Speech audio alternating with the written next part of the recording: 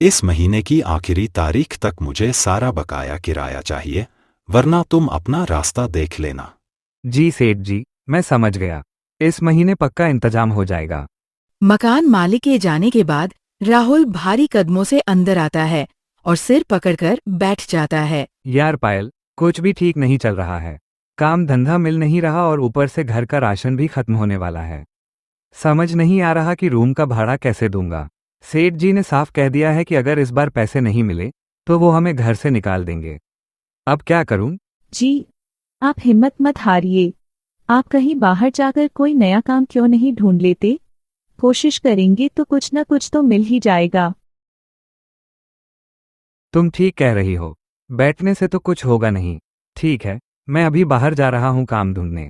जब तक कुछ मिल नहीं जाता मैं वापस नहीं आऊंगा। राहुल अपना झोला उठाकर बाहर निकल जाता है। पायल कुछ देर उसे जाते हुए देखती है और फिर एक लंबी सांस भरकर किचन में चली जाती है।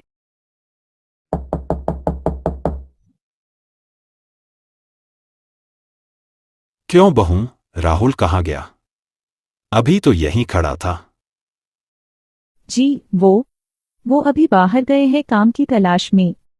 काम की तलाश में? 2 महीने से यही सुन रहा हूं। देखो, तुम लोग शरीफ दिखते हो इसलिए अब तक बर्दाश्त कर लिया, लेकिन घर दुआ से नहीं, भाड़े से चलता है।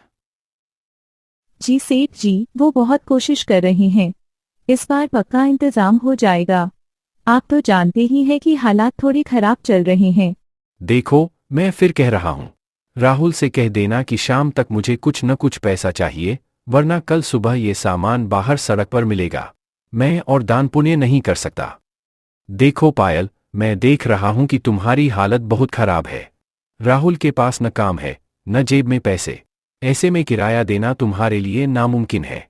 अरे छोड़ो भी, कब से ढूंढ रहा है वो काम। मुझे पता है कुछ नहीं मिलने वाला।